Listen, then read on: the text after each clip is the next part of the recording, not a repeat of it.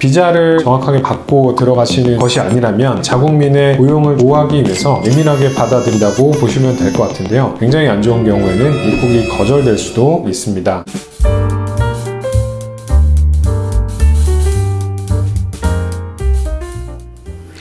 안녕하세요. 이민법인 이음 박총명 미국 변호사입니다. 최근에 미국으로 진출하시는 기업들이 굉장히 많습니다. 대기업도 진출을 하고 있지만요. 그 대기업이 미국에서 또 공장을 짓고 할 때 굉장히 많은 기업들이 함께 들어가서 미국에서 비즈니스를 하고 계신데요. 저희 회사에서도 그렇게 진출을 하고 계시는 회사들을 돕고 있습니다. 조지아주라든지 테네시라든지 켄터키라든지 중부 지역 쪽이 굉장히 핫한 상황인 것 같습니다. 오늘은 미국에 진출하시는 기업들에 대해서 갖고 계시는 비자 옵션들이 어떤 것이는지 조금 정리해서 장단점을 말씀을 드리는 시간을 갖고자 하는데요. 인사 담당자 또는 미국 진출을 앞두고 계시는 회사들에게 많은 도움이 되셨으면 좋겠습니다.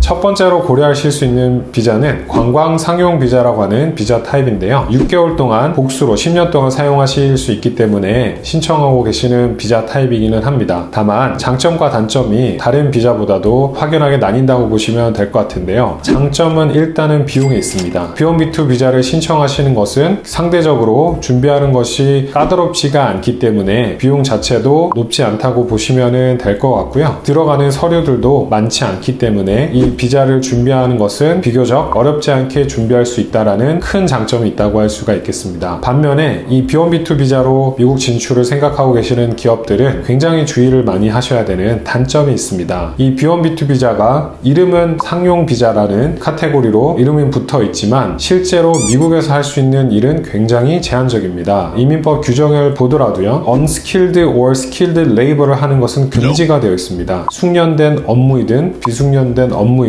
미국에 가서 노동에 해당하는 일을 하시게 된다면 문제가 될 수가 있고 비자 취소 또는 비자 거절로 이어질 수 있는 부분이라고 보시면 되겠는데요. 여기서 많이들 좀 오해하고 계신 것은 한국에서 월급이 나가고 있다라면 큰 문제가 없지 않을까 이렇게 생각을 하실 수가 있는데요. 실제로는 그렇지 않습니다. B1B2로 할 수 있는 업무들은 상당히 제한적인데 비즈니스 미팅을 한다든지 계약을 체결하기 위해서 니고시에이션 하기 위해서 짧은 단기간에 한 2주에서 3주가량의 출장 목적으로는 B1B2 비자를 받는 것이 적합하다고 보시면 되겠는데요. 이럴 때라도 이스타라는 제도가 있기 때문에 굳이 B1B2로 신청하는 이유에 대해서 잘 설명을 하셔야 하기는 합니다. 그것보다도 더 근본적인 문제는 판매한 제품에 대해서 커미셔닝을 하신다든지 그거를 세팅을 하신다든지 초기에 트레이닝이 필요하다든지 이런 부분을 통해서 입국하시는 것은 사실 이민법 규정상으로는 허용이 되어 있는 부분이긴 합니다. 다만 이것이 굉장히 회색지대에 있는 부분이기 때문에 이것을 하기 위해서 얼마 정도 체류하는 것이 적합한가라는 것은 이민법 규정으로는 나와 있지 않고요. 따라서 이것을 실제로 실행하는 것이 3개월에서 한 6개월가량 기간이 오래 걸리는 부분이다 라고 한다고 하시면 이것은 영사에 따라서 B1B2 비자의 목적으로는 적합하지 않다고 판단 내리는 영사님들도 많이 계시고요. 그리고 비자를 받고 들어가신다고 하더라도 이렇게 3개월에서 6개월 동안 체류할 예정이다 라고 하면은 이 부분에 대해서 허용되지 않는 일을 하시는 것으로 간주를 해서 굉장히 안 좋은 경우에는 입국이 거절될 수도 있다고 보시면 될 것 같습니다. 이 부분은 조금 어떻게 이해하시면 좋냐면요. 비자를 특별히 이제 주재원 비자를 정확하게 받고 들어가시는 것이 아니라면 자국민의 고용을 좀 보호하기 위해서 이 부분에 대해서 조금은 민감하고 예민하게 받아들이신다고 보시면 될 것 같은데요. 그렇기 때문에 비자 인터뷰를 볼 때 그리고 입국 심사를 할 때 굉장히 불리한 위치에 놓인다라고 보시면 될 것 같습니다. 그래서 B1B2 비자를 받으셨다고 하더라도 예를 들어서 6개월 동안 미국에서 체류하시면서 일을 하셨다. 4개월 정도 한국에서 다시 체류하시고 또 3개월에서 또는 6개월에 일을 하시기 위해서 들어가신다 라고 하면은 재입국 시에는 금지될 가능성도 굉장히 많다고 할 수가 있겠습니다. 왜냐하면 6개월씩 단위로 텀을 두면서 일을 하시는 것은 미국에서 규칙적으로 스킬드 또는 언스킬드 레이버를 노동을 하는 것으로 간주되어질 가능성이 굉장히 높기 때문에요. 이럴 경우에는 핵심 인력이 한번 번은 들어가서 일을 했다 하더라도 다음번에 입국이 거절되고 입국이 거절되게 되면 비자 받기가 굉장히 까다로워집니다. 그래서 핵심 인력이 미국에서 일을 할 수 없는 예기치 못한 상황이 발생할 수도 있기 때문에 B1B2 비자를 통해서 미국 진출을 하시는 것은 니고시에이션 한다든지 아니면 비즈니스 미팅을 하신다든지 마켓을 디벨롭하기 위해서 아주 짧은 기간 출장을 가신다든지 이런 제한적인 상황이 아니라면은 가급적이면은 이런 B1B2 비자보다는 주재원 비자를 신청하시는 것이 보다 안전하고 장기적으로 봤을 때는 경제적인 부분이라고 이해를 하시면 될 것 같습니다.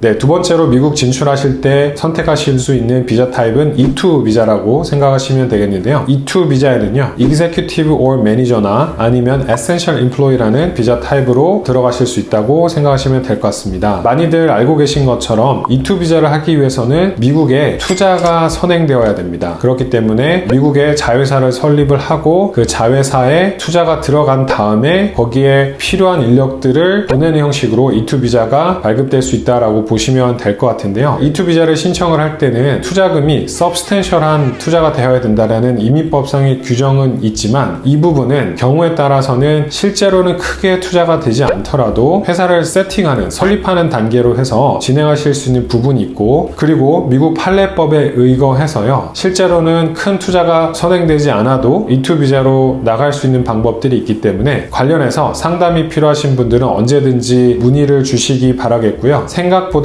큰 투자를 하지 않고도 안전하게 인력을 미국에 파견할 수 있는 좋은 비자 옵션이 될 수 있는 게 이 E2 비자라고 생각하시면 될 것 같습니다. 그래서 최근에도 저희 회사에서도 이 E2 타입을 통해서 많은 분들을 미국에 파견을 하는 것을 도와드리고 있는데요. 여기에는 다양한 이슈들이 있으실 수 있습니다.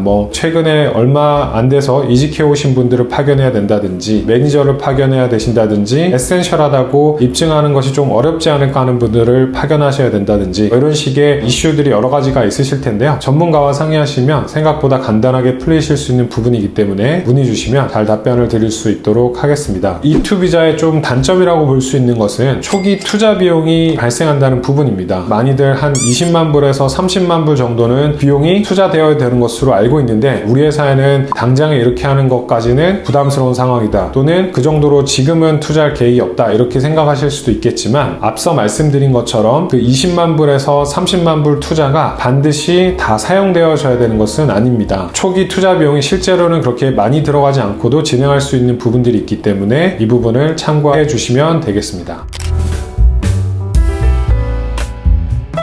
세 번째로 선택하실 수 있는 옵션은 L비자라고 보시면 될 것 같은데요. 이 L비자는 L1A, L1B라고 해서 L1A는 매니저 또는 Executive 타입이라고 보시면 되겠고, L1B는 Skilled Worker라고 기술직이라고 보시면 될 것 같은데, E2 비자의 Essential Employee 또는 매니저, Executive와 비교하는 경우들이 많습니다. 이 두 가지를 비교해서 어떤 비자 타입을 선택하실지는 회사의 사정마다 좀 다르다고 보시면 될 것 같은데요. 일반적으로는 E2 비자 비자가 조금 더 유리한 경우들이 많기는 합니다. 다만 이 L비자는 자회사 내에서 혹은 계열사 내에서 이동하는 경우에 굉장히 유리한 비자라고 보시면 될 것 같습니다. 제가 예전에 도와드렸던 고객도 이런 케이스였는데요. 한국에 본사가 있고 미국에 지사를 세우고 가시는 경우에는 E2 비자가 유리하겠지만, 본사가 유럽에 있었고 한국에 있는 것은 지사고 또 미국에 있는 것도 지사인데 이 지사끼리의 어떤 인력 파견을 위해서는 E2 비자는 불가능합니다. 다만 L비자는 가능하기 때문에 회사의 세팅에 따라서는 L비자를 통해서 나가는 부분이라고 이해해 주시면 될 것 같고요. 그리고 L비자는 Dual Intent가 인정되는 비자입니다. 다시 말해서 영주하려는 의사가 있어도 비자가 발급되는 굉장히 특별한 비자라고 보시면 될 것 같은데요. 그렇기 때문에 L1A 비자를 특히 신청하시는 분들은 미국의 법인에서 영주권으로 전환까지 생각을 하고 있다 그러면은 신청하기에 굉장히 좋은 비자라고 보시면 될 것 같습니다. 그래서 L1A 비자와 영주권을 받을 수 있는 EB1C 비자가 거의 심사 기준이 많이 동일하기 때문에요. 파견 인력을 영주권 전환까지 생각하고 계시는 회사에서는 이 L비자를 고려해 보시면 될 것 같습니다. 이 L비자의 좀 단점이 될 수 있는 부분은 체류 기간이 한정적이다라는 건데요. L1A 같은 경우는 7년이고 L1B 같은 경우는 5년입니다. 그렇기 때문에 체류 기간을 길게 가져가야 되는 부분에서는 E2 비자보다 좀 불리하실 수 있다, 이렇게 보시면